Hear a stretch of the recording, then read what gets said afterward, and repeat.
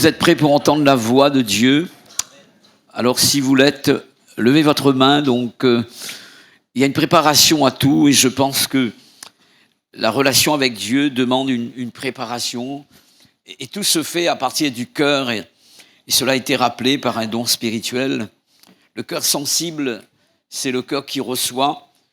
Le cœur préparé, c'est le cœur qui reçoit. Et il y a eu des prophéties qui ont été lancées de la part des hommes de Dieu en relation avec le cœur. Et j'aime bien cette expression et je crois avoir prêché sur ce thème, un cœur déchiré. Alléluia. Un cœur déchiré, c'est un cœur ouvert.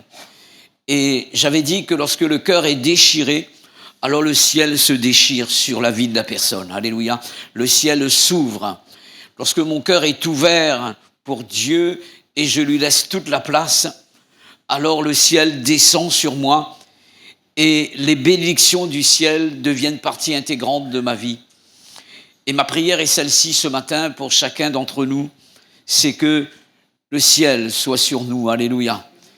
Et il y a un auditeur dans le ciel. Le ciel n'est pas vide. Le ciel n'est pas vide. Il y a quelqu'un dans le ciel. Il y a un homme dans la gloire. C'est Jésus de Nazareth. Il peut marcher sur les vagues. Et vous connaissez ce cantique pour ceux qui ont mon âge. Que Dieu soit béni. Alléluia. Jésus remplit le ciel de sa présence. Et c'est cela qui fait la beauté du ciel. C'est la présence de Jésus. Si Jésus n'y était pas, alors je ne serais pas au ciel, moi. Et là où se trouve Jésus, là où je suis à l'aise. Alléluia. Et chacun d'entre nous, nous pouvons nous exprimer de cette manière. On va sans plus tarder ouvrir ce livre. Et je dis, on va ouvrir le cœur de Dieu en ouvrant ce livre. Et certainement, cette parole va atteindre notre cœur pour apporter les changements qui sont nécessaires. Exode, chapitre 3, versets 7 à 10. Je salue ceux qui nous ont rejoints ici dans cette salle et ceux qui nous rejoignent sur les réseaux sociaux. Que Dieu nous bénisse ensemble. Je reprends donc la référence Exode chapitre 3, versets 7 à 10. On fera la lecture. L'Éternel dit, et il s'adresse à Moïse, « J'ai vu la souffrance de mon peuple qui est en Égypte. J'ai entendu les cris que lui font pousser ses oppresseurs, car je connais ses douleurs. Je suis descendu pour le délivrer de la main des Égyptiens, pour le faire monter de ce pays dans un bon et vaste pays, dans un pays ruisselant le lait, le miel, dans les lieux qu'habitent les Cananéens, les Héthiens, les Amoréens, les Phéréziens, les Éviens et les Jébusiens. Voici les cris des enfants d'Israël sont venus jusqu'à moi. J'ai vu l'oppression que leur font souffrir les Égyptiens. Maintenant, va, je t'enverrai auprès de Pharaon et tu feras sortir d'Égypte mon peuple, les enfants d'Israël. Amen. Voici le thème que je laisse sur votre cœur ce matin pour ce temps de méditation de la parole. Et le thème est celui-ci, les excuses qu'on utilise pour se soustraire à la volonté de Dieu.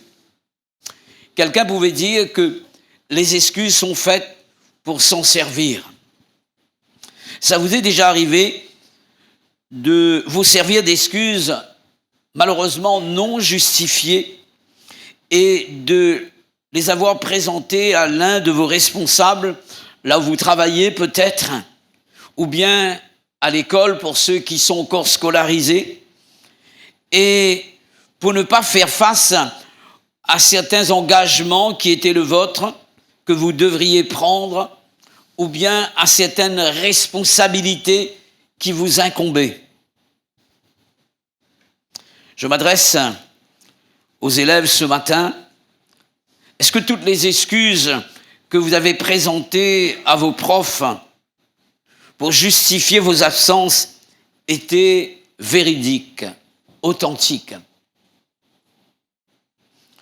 J'aimerais refaire un flashback sur quelques années plus tard, parce que moi aussi j'ai été à l'école. En tout cas pour moi, à l'école, mon excuse préférée, c'était le décès d'un membre de ma famille. Et vous l'avez utilisé certainement. Certains rigolent, cela veut dire qu'ils sont comme moi. Et c'était mon classique à moi, le décès d'un membre de ma famille. Et j'avais l'art, et d'ailleurs tous les frères avaient l'art d'imiter la signature de papa. Et je peux encore signer comme papa. Et je ne sais pas si vous avez imité la signature de vos parents. Quels sont ceux qui l'ont fait? On ne va pas vous accuser. Vous allez au ciel si vous avez été pardonné, d'accord? Alléluia. Il y a beaucoup qui sont comme moi. J'ai imité sa signature et je le faisais. Et avec art, j'avais la capacité d'écrire comme lui et tout. Et d'ailleurs, j'écrivais comme certains profs aussi. J'imitais leur écriture également. De sorte que je suis allé au décès de mon grand-père, ma grand-mère, ou bien mes grands-pères et mes grands-mères, au moins en 5 fois, 6 fois donc. Par grand-mère et par grand-père, d'accord? Je ne sais pas si vous comprenez ce que je suis en train de dire, quoi. Pour vous, je sais que c'est différent. Vos excuses ont toujours été justifiées. Malheureusement, cette réalité est une réalité qui peut atteindre le peuple de Dieu et le chrétien.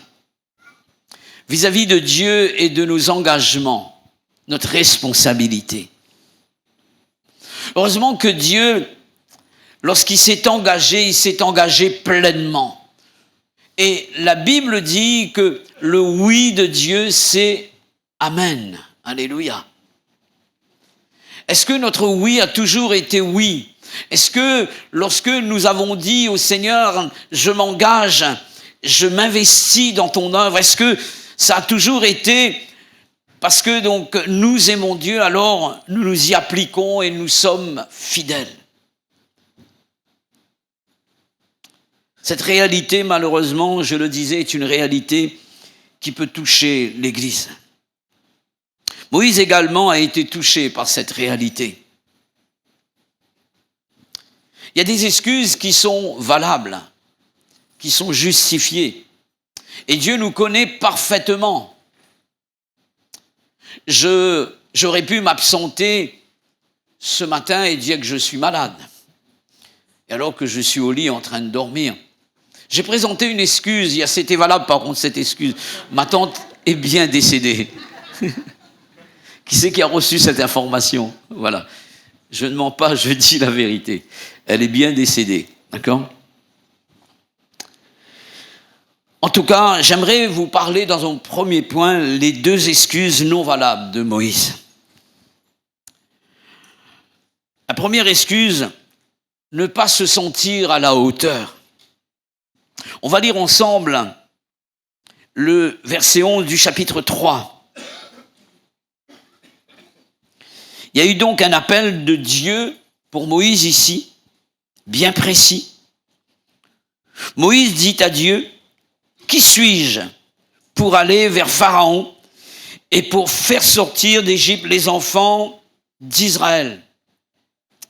Donc voici une question posée par Moïse et c'est une excuse qu'il va présenter à Dieu. J'aimerais vous rappeler les paroles que Dieu avait laissées à Moïse concernant la délivrance de son peuple d'Israël de l'esclavage de l'Égypte.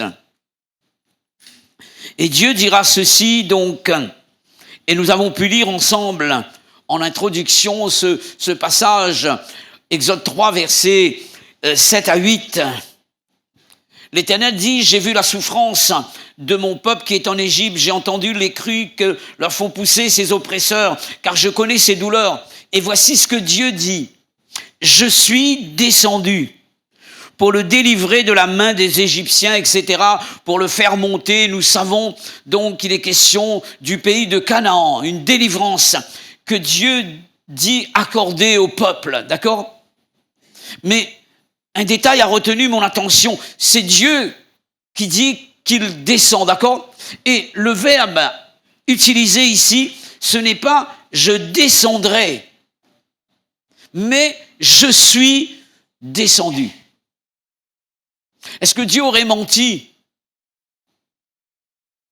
pour dire ceci, mes frères et sœurs? C'est que, aux yeux de Dieu, il y a des choix, il y a des décisions, il y a des projets qui sont déjà pour Dieu comme des projets réalisés. Et c'est à nous d'entrer dans ces projets par la foi. Alléluia. Pour Dieu, en ce qui concerne la délivrance du peuple d'Israël, c'était déjà dans son cœur. Et on parle ça, et je répète souvent, on parle de ce genre de projet, de ce genre de promesses de Dieu comme étant les desseins bienveillants de Dieu. Dieu a préparé des desseins à l'avance. Et pour lui, c'est OK. Nous découvrons de la part de Dieu de certaines choses. Lorsque il parle à Jérémie, il dira « Je t'ai établi prophète des nations. Je t'ai établi. » Et le jour où Dieu parle à Jérémie, il reçoit l'information maintenant. Mais aux yeux de Dieu, c'est chose faite.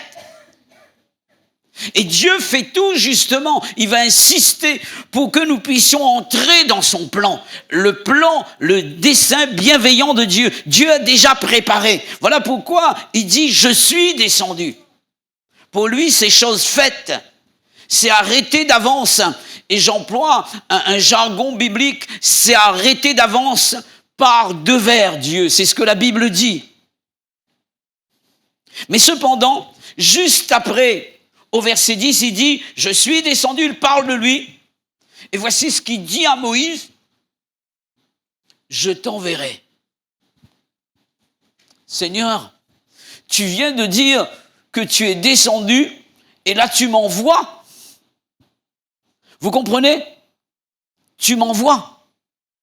Et Moïse, face à cette mission, je dirais, face à cet ordre de Dieu, ne se sent pas à la hauteur. Et rappelez-vous l'histoire de Moïse lorsqu'il était en Égypte. Parce qu'il a grandi en Égypte. Et à un moment donné, donc, il va devoir fuir l'Égypte. Pourquoi, d'après vous? Quelle en est la raison? La peur. La peur. Il a fui l'Égypte par rapport à la peur. Et cette peur est encore là. Cette peur est encore là. Et il va dire, Seigneur, mais qui suis-je? Qui suis-je? Et là, il pense à Pharaon. Il pense à ce qui s'est passé autrefois. Et il revoit la même scène. Je vais descendre en Égypte, je vais affronter Pharaon, je l'ai fui il y a 40 ans de cela. Moïse va présenter cette excuse devant Dieu. Seigneur, je ne suis pas à la hauteur. Et plus tard encore, dans le chapitre 4, versets 10 à 14, Moïse va de nouveau se défendre par rapport à cette même excuse. Seigneur, je n'ai pas la parole facile, j'ai la bouche embarrassée. C'est ce qu'il dira donc plus bas dans le texte, chapitre 4, versets 10 à 14. Il va dire, et Dieu va lui dire, mais qui c'est qui a fait la langue? Et à un moment donné, Dieu essaie de lui convaincre, il dit, envoie n'importe qui. Mais pas moi. Et la Bible nous dit que la colère de Dieu s'enflamma contre Moïse. Parce que de nouveau, il insiste sur cette excuse qui n'était pas valable devant Dieu.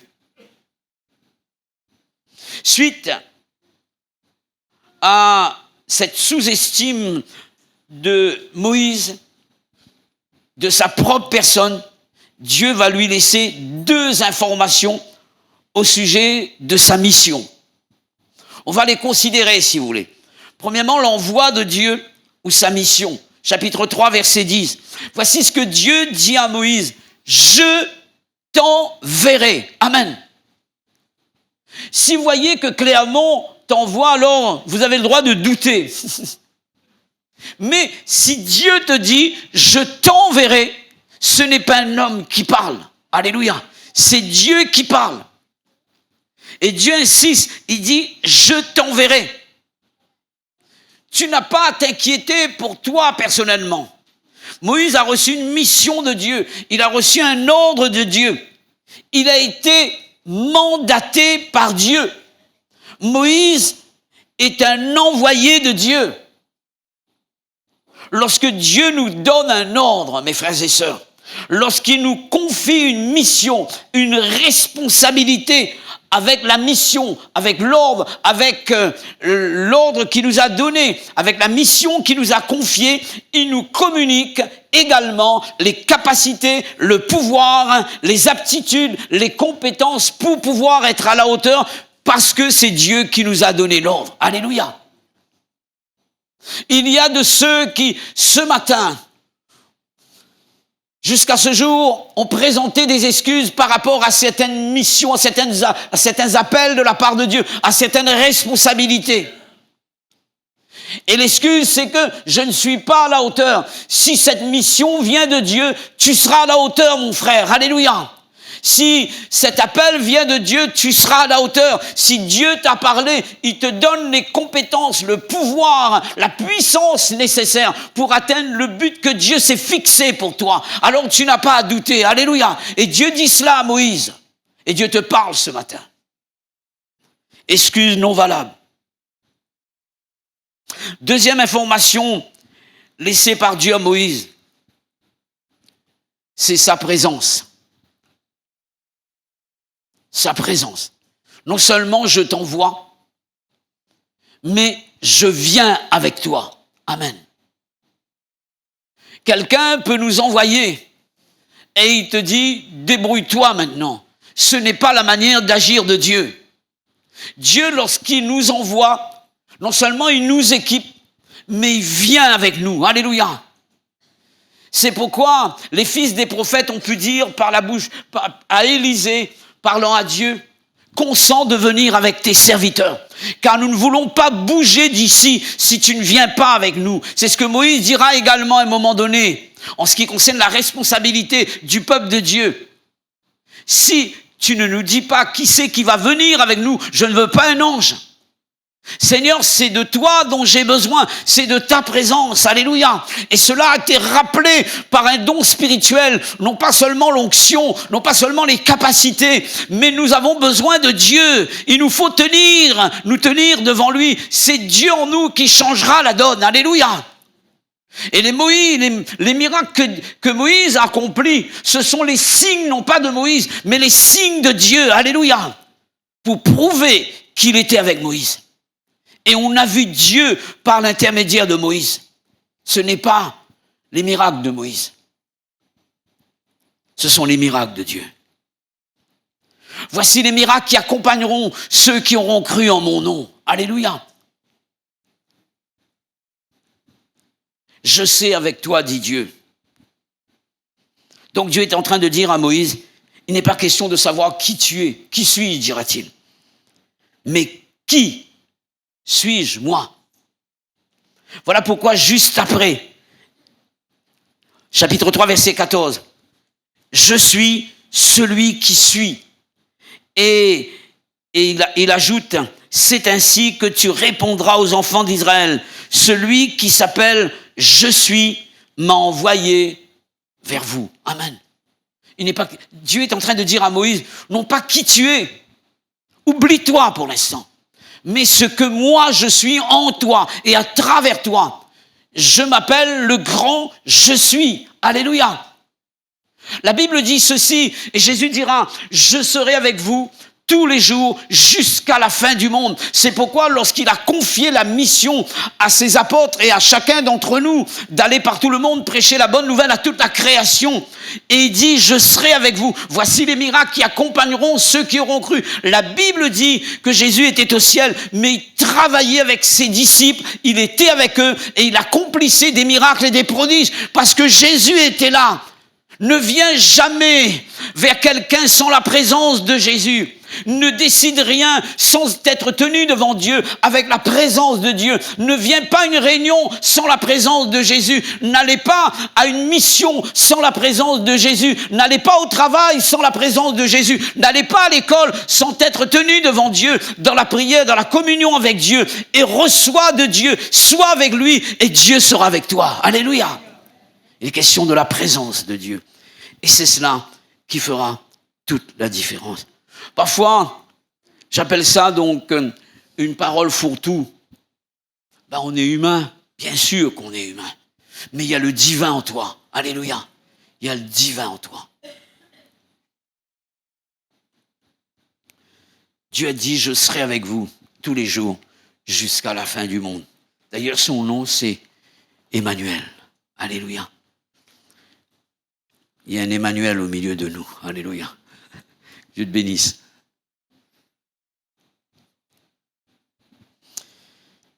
Dieu est avec nous. Est-ce que nous le réalisons? Parfois, nous oublions cela. Nous voyons le diable partout. Vous savez qu'il y a des anges qui campent autour de ceux qui craignent Dieu. Ce ne sont pas des démons. Hein.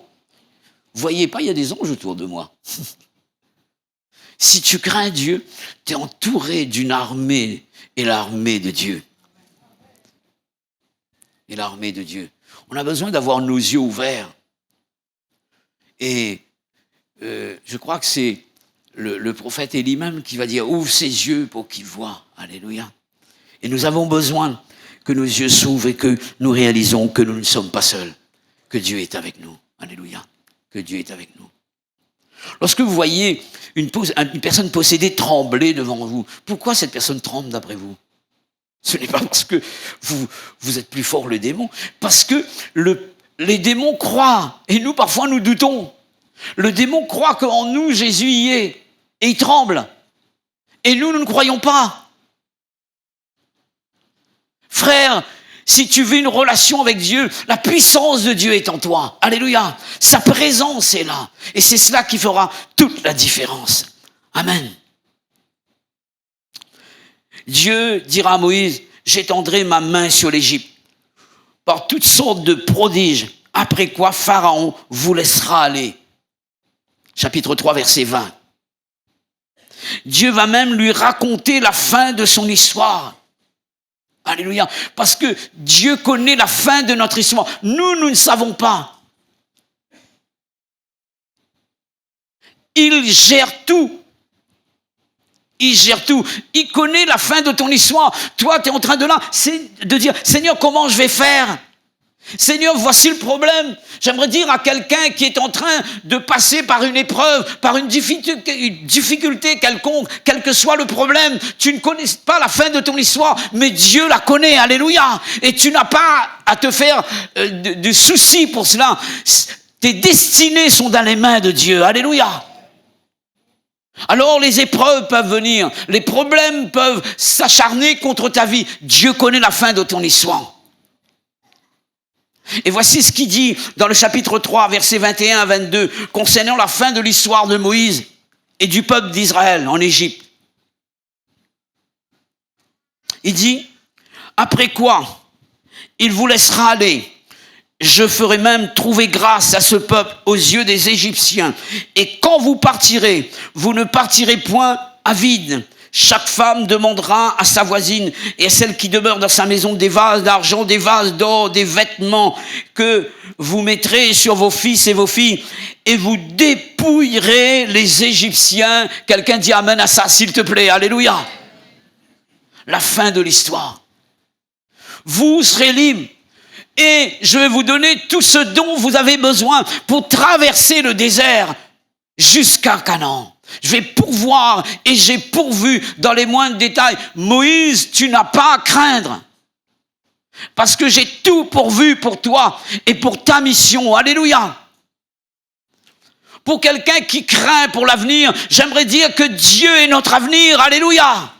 Arrête de douter, arrête de craindre en ce qui concerne ton avenir. Mes destinées sont dans les mains du Seigneur. Je n'ai pas peur pour mon avenir et je déclare cela devant l'ennemi de mon âme. Je n'ai pas peur pour mes lendemains parce que Dieu ne peut pas m'abandonner. On n'a jamais vu un juste manquer de son pain. C'est ce que la Bible dit. Alléluia. J'y crois fermement et je m'attends à Dieu. Alléluia.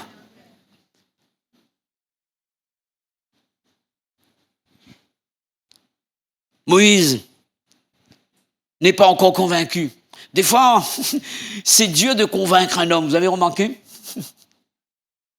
Il n'est pas encore convaincu, mais il ne va pas l'avouer. D'où la deuxième excuse qu'il va présenter à Dieu. Deuxième excuse, Seigneur, mais je dois aller, d'accord, mais les autres, le peuple d'Israël, est-ce qu'ils vont croire? Moi, je crois. Ça m'étonne. Et là, il laisse une autre excuse. Le peuple ne croirait pas. Voici ce que dit Moïse. Ils ne croiront pas et ils n'écouteront pas ma voix, mais ils diront, l'Éternel ne t'est point apparu. Chapitre 4, verset 1er. J'ai essayé de comprendre les paroles de Moïse ici. Ça vous est déjà arrivé de parler comme cela? Cette fois-ci, Moïse dira, Seigneur, le problème ne vient plus de moi. Moi, j'y crois.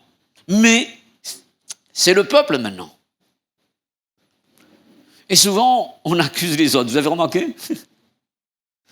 C'est le pasteur, c'est l'église. Le pasteur dit c'est l'église. Et l'église dit c'est le pasteur. Et c'est comme cela. On s'accuse mutuellement. Et on s'excuse mutuellement aussi. Moïse dira, le problème, c'est le peuple. Et il va même s'imaginer une scène avant même d'y aller. Il va même penser pour le peuple. Ça vous est déjà arrivé de vivre cela?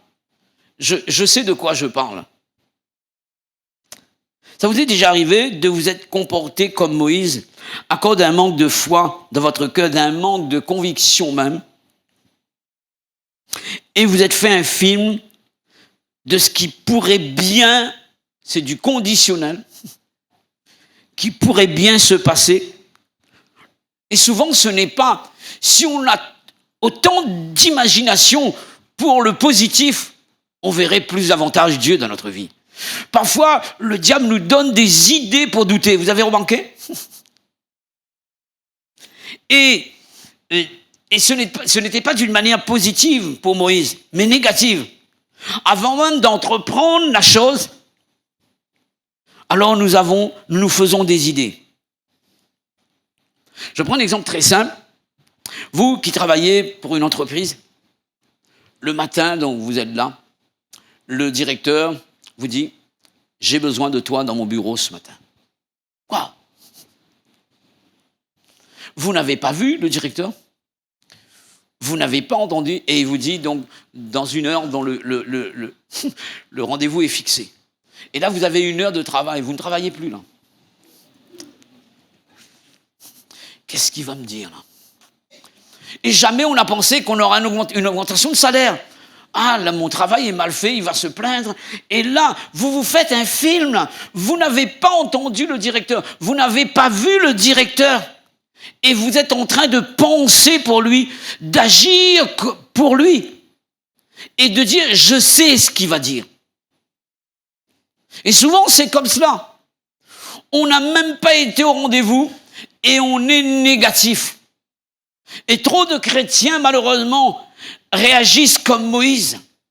En fait, ils vont dire, Dieu ne lui est pas apparu et ils vont pas croire, ils vont dire ceci, cela, cela. Ils vont même, parfois on pense pour les gens. Et Moïse pense pour ces personnes. Le vrai problème de Moïse ne venait pas de l'extérieur, mais de l'intérieur. C'était sa peur. Sa peur. Est-ce qu'il y a des personnes qui ont peur au milieu de nous?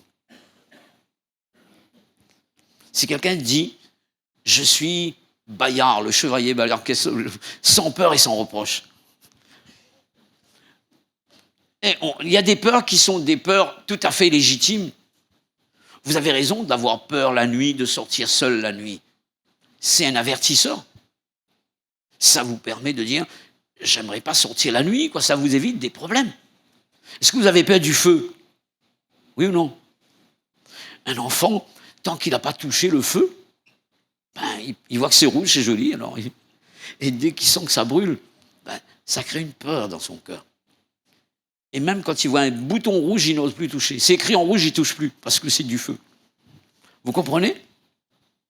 Et la peur, donc, est un avertisseur également. Mais maintenant, il y a des peurs que l'on doit bannir. La Bible dit que Jésus était saisi de crainte et d'angoisse dans le jardin de Gethsémani. L'humain réagissait. Mais la peur peut être négative.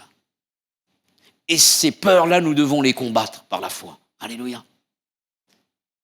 De sorte que les excuses que Moïse avait présentées à Dieu n'étaient là que pour camoufler la peur qui le rongeait intérieurement. La peur de redescendre en Égypte. Et Dieu le savait.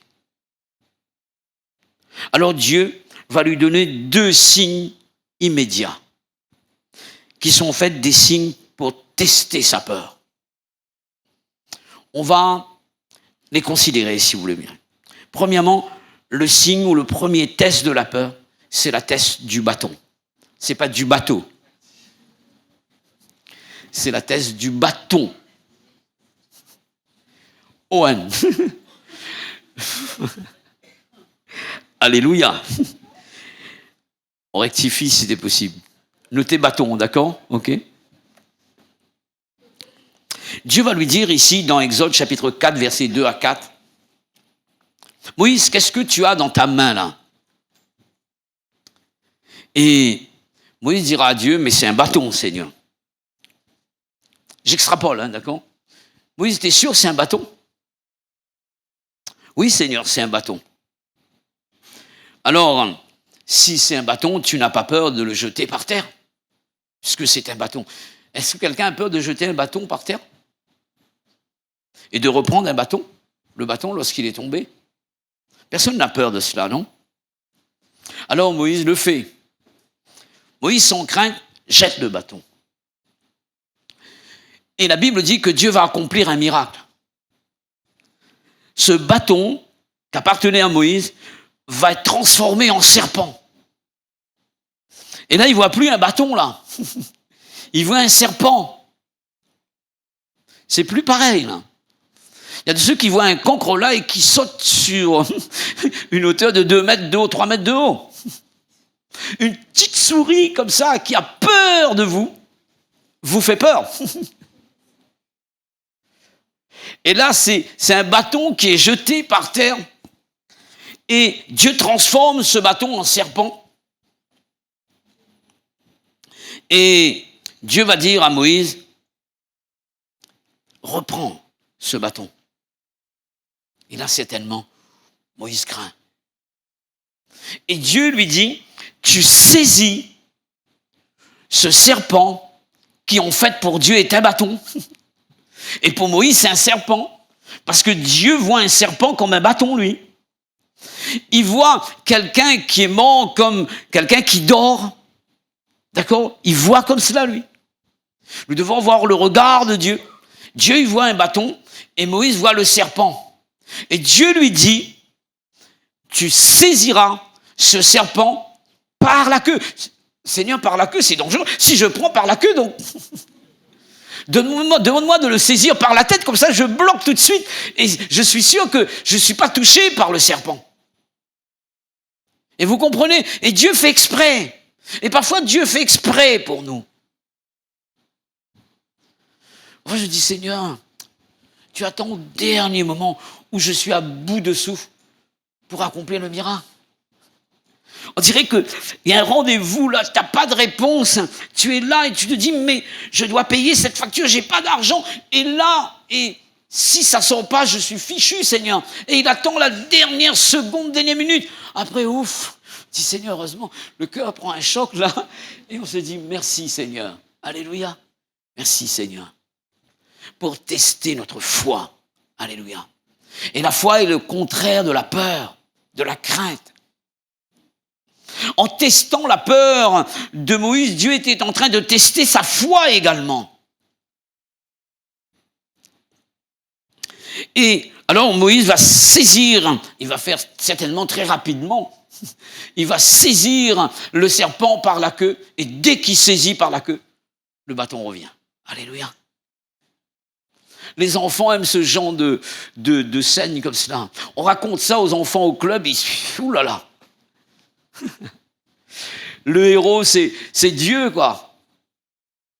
Et avec l'art de la présenter, je m'adresse aux monitrices ce matin, donc vous allez voir que les enfants sont avides de ce genre d'histoire-là, des histoires de miracles comme ça extraordinaires. Et là, quel message Dieu laisse à Moïse ici? Si comme moi, tu considères un serpent comme un bâton, tu n'auras pas peur de le saisir par la queue. Alléluia. Si tu as confiance en moi, alors tu peux tout faire. Amen. Tu peux tout faire. Moïse le fit et le serpent va redevenir un bâton. Alléluia. Mes frères et sœurs, la peur nous empêche de faire la volonté de Dieu. Et je pense que nous avons besoin de vaincre la peur par la foi. Alléluia. Par la foi. Combien de personnes sont paralysées par la peur? Et parfois, lorsqu'on craint, on n'ose plus innover, on n'ose plus s'aventurer. On n'ose plus décider, on n'ose plus avancer. Il y a de ceux qui sont sclérosés ce matin, qui sont figés dans leur marche avec Dieu par rapport à la peur. Et Dieu, ce matin, vous communique la foi nécessaire en vous disant que s'il est avec vous, le bâton peut se transformer en serpent. Vous n'allez pas peur, vous n'aurez pas peur du serpent, parce que vous regarderez ce serpent comme un bâton. Alléluia. Les yeux de la foi. Deuxième signe, ou le deuxième test de la peur, et de la foi également, c'est la lèpre. Chapitre 4, versets 6 à 7. Dieu va demander à Moïse de mettre sa main sur sa poitrine, au-dessous de son vêtement, d'un manteau certainement. Et certains parlent de manteau. Alors, il met sa main sur sa poitrine et Dieu lui demande de retirer sa main. Et voici, sa main est recouverte de lèpre blanche, la Bible dit. Et Moïse regarde sa main remplie de lèpre. Et vous savez que la lèpre était une maladie contagieuse. Si on touche quelqu'un avec la lèpre, tout le corps de la personne devient lépreux. Rappelez-vous, lorsque ce lépreux s'est approché de Jésus, Jésus aurait pu dire « Je le veux, sois pur » et mettre ses deux mains dans sa poche. Non, il a touché le lépreux pour dire que la lèpre ne peut pas m'atteindre. Alléluia. J'ai pas peur de toucher la personne atteinte d'une maladie contagieuse. Ce n'est pas la lèpre qui va s'attacher à moi, mais c'est la puissance de guérison qui va toucher le lépreux. C'est moi qui vais influencer la personne. C'est moi qui vais changer la personne et non pas la personne lépreuse me changer. Moïse, sa main est remplie de lèpre. Certains ont parlé du péché. J'aimerais parler d'autre chose ce matin. Mais Dieu lui demande de nouveau de mettre sa main remplie de lèpre sur son corps ici. Il aurait pu dire, Seigneur, c'est impossible, tout mon corps sera lépreux. Et Dieu lui dit non. Tu mets ta main. Et il met sa main sur sa poitrine. De nouveau, la puissance de Dieu guérit Moïse, la main de Moïse de la lèpre. Il n'est pas influencé par la lèpre. Il n'est pas influencé par le problème. Parce que Dieu est avec lui. Alléluia. Souvent, les choses extérieures nous influencent et nous empêchent d'avancer. Mes frères et sœurs, nous devrions être une église qui influence les autres. Alléluia. Je suis la lumière du monde, je suis le sel de la terre, je suis le bon parfum de Christ et je dois procurer autour de moi la présence de Dieu, l'atmosphère de Dieu. Alléluia. Là où je vais, j'amène l'influence de Dieu, j'amène son onction, sa présence, sa joie, sa paix, son amour. J'amène la présence de Dieu là où je suis. Ce n'est pas au monde extérieur de m'influencer. Je dois être par la présence de Dieu capable d'influencer l'Égypte, d'influencer Pharaon, d'influencer même les Égyptiens. Et la Bible dit que les Égyptiens étaient du côté de Moïse à un moment donné. Alléluia! Parce que les sages de Pharaon vont voir le miracle de Dieu. Certains ont été touchés par le miracle de Dieu parmi les sages de Babylone. Parce que Dieu est le plus grand de toute la sagesse. Et la sagesse de Dieu est en nous. Alléluia! Sa puissance également. Mes frères et sœurs, notre Dieu est un grand Dieu. Message de Dieu pour Moïse par rapport à cette lèpre. Ta main, instrument de service, doit être influencée par Dieu et doit être sous son contrôle et non sous le contrôle de la peur et non sous l'influence du doute. Nos actions pour Dieu doit être influencé par la foi. Par la foi. Et la main, c'est la main qui parle d'action pour Dieu. Alléluia. Et nous devrions faire sa volonté. Je termine. Si Dieu nous a donné un ordre, mes frères et sœurs, une mission à accomplir, ne laissons pas notre sous-estime de soi, notre peur, nous influencer, nous paralyser, nous amener à faire du surplace, nous dicter ce que nous devons faire. La Bible dit, et souvent je l'ai dit, que jamais il est écrit que Jésus a réagi. Quand quelqu'un réagit, ça veut dire que une chose autour de lui a poussé cette personne à agir de telle manière. En fait, il a été influencé par la chose autour de lui. Jésus dira, mon Père agit et moi j'agis. Quelqu'un qui agit est différent de quelqu'un qui réagit. Quelqu'un qui réagit dépend du contexte. Quelqu'un qui agit domine sur le contexte. Alléluia. À la croix, Jésus ne réagissait pas. Il était dans le plan de Dieu. Il agissait. Amen. Mes frères et sœurs, nous sommes appelés à agir au nom du Seigneur Jésus, non pas à réagir. Alors laissons-nous gagner par sa présence. Laissons-nous conduire par l'Esprit de Dieu. Et laissons la foi prendre place dans notre cœur, à la place de la peur. Armons-nous de foi, de hardiesse, de courage, d'enthousiasme, de zèle. Et faisons ensemble la volonté de Dieu. Recueillons-nous un moment. J'appelle les musiciens, les chantres, les choristes, pour nous conduire dans un temps de louange. En prenant le saint repas, les frères vont se préparer également. Je bénis le Seigneur pour sa parole. Merci pour ta merveilleuse parole. Merci de nous permettre d'apporter à Dieu des excuses valables. Comme Moïse, donne-nous à ne pas nous sous-estimer et laisser la peur envahir notre cœur. Nous voulons que cette foi qui découle de ta parole pénètre notre cœur ce matin et nous booste, nous propulse de l'avant. Seigneur, tu vois ceux qui sont en train de faire du surplace et qui ont des excuses à présenter. Travaille leur cœur et qu'ensemble, main dans la main, avec la force que Dieu communique, nous puissions travailler pour le royaume de Dieu.